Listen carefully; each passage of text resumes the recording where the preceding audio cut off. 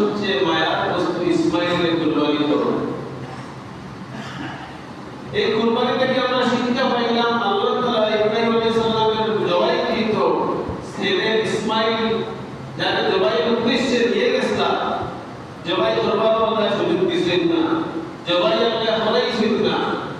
আল্লাহ তাআলা পরবর্তীতে ইব্রাহিম আলাইহিস সালামের আবার আয়াত নাযিল করে লাইলা কান সাদ্দাকাল রুবিয়া, ও ইব্রাহিম তুমি যে স্বপ্ন দেখছিলে তোমার স্বপ্ন বাস্তবায়ন হয়ে গেছে।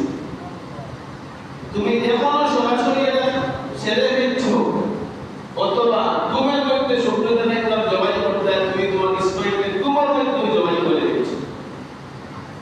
তোমার স্বপ্ন বাস্তব হয়ে গেছে, এখনো বাস্তবায়ন হয়ে গেছে। আমি আল্লাহ তোমার কুরবানির রক্ত মেরে ইনাম পুষ্ট করি। লাইয়ানা আল্লাহু যুহুরুহা ওয়ালা দিমাউহা।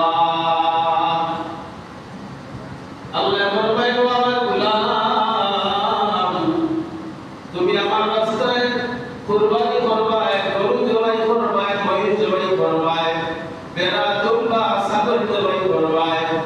ও আমার গোলাম, আমি আল্লাহ তোমার ভেড়া দুম্বা ছাগল মহিষ বকরির কোনো রকমের মাংস নেই না, রক্ত নেই না।